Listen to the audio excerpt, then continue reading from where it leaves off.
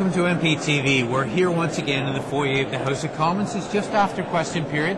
Now, I've got a special guest today. I'm going to be talking with Ken Boshcoff. Ken is the Member of Parliament for Thunder Bay, Rainy River, right? You got it. Okay, first, Ken, tell me a little bit about your riding. Where is it? Obviously, you know where Thunder Bay is, but describe what your riding is like. Well, my riding, in contrast to yours, is 7.5-hour drive from one end to the other. That is going from Lake Superior to the Manitoba border over 2 time zones. So it gives you a perspective of some of the scale when as chair of the Rural Caucus, I know of whence I speak. All right. Well, that's a very interesting issue because many people think that the country's sort of divided politically between the Liberals representing the cities and the Conservatives representing the rural areas, which of course is completely false.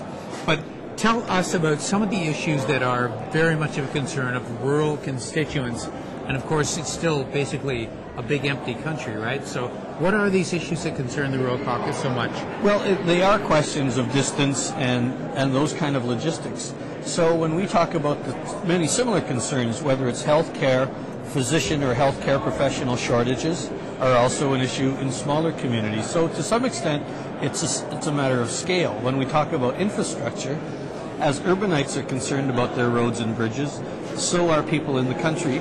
And then they add the things of culverts and especially when we talk about infrastructure, although many people take for granted high-speed broadband wireless service, only 75% of the country is covered.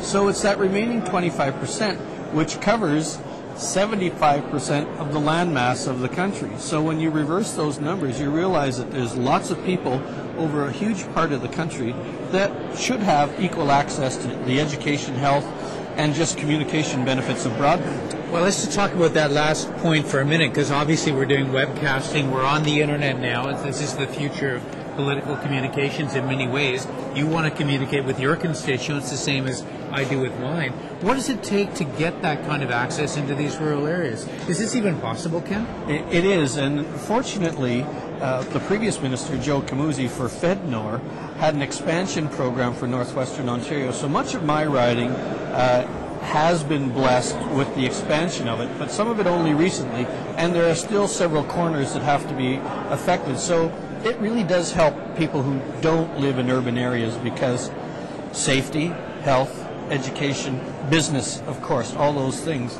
As we see that, it's a great need for the government to take a role in helping service providers reach out to the other corners. All right, let's talk about another topic, which is agriculture. I know it's a major one in your riding, not the only thing, but major. In my riding as well, we don't have a large agricultural industry, but the producers in my riding are hurting a lot. They don't think the case system works. Commodity prices are low. There's just a lot of issues. You see the same thing there. And what can a federal government be doing? What should it be doing?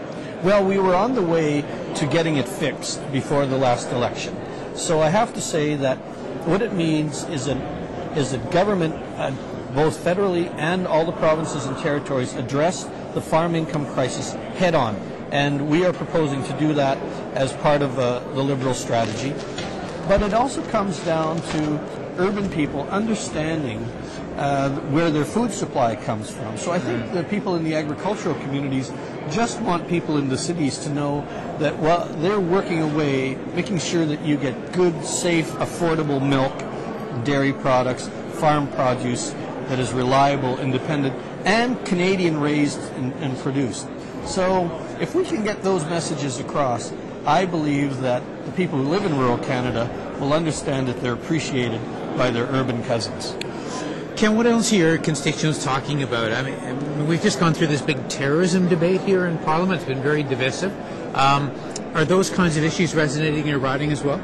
Well, once I explained to them that these 2 amendments have not been utilized in 5 years, right, that the Prime Minister himself, had he really wanted them to carry through with some very minor amendments in terms of protecting people who may be falsely arrested, that it could have happened, proves to them that the Prime Minister, Mr. Harper, is really doing this for the falsest of reasons, and that is political advantage, by trying to paint ourselves the last thing you and I, as individuals, would want is a foothold for terrorism.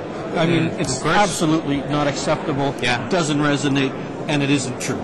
Last question, Ken. This place is just buzzing here with talk about an election. I mean, it's all anyone seems to care about. You get this damn job, you spend all your time trying to keep it, right? I mean, it's pretty strange.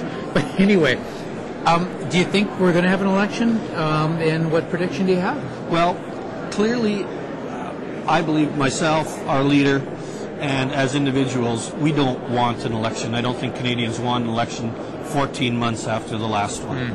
So that's where I'm coming from. And but if Mr. Harper finds a way to trigger one under some false premise that the Canadians want one, I've yet to find someone that says, you know what, Ken, I'd really love to go door knocking with you. They will when it comes, and they will take the signs, which I'm grateful for. But do we need one? Do we need to spend $330 million? I don't think so. Yeah, well, amen to that, but I think we're going to get one, buddy. I think Mr. Harper, he doesn't care. Yeah, I think so. Anyway, thanks for watching MPtv. My guest today, Ken Boshcoff. Ken, thanks a lot. My pleasure, Garth. Good to have you here, man. My pleasure. Stay tuned. We'll be back in a minute.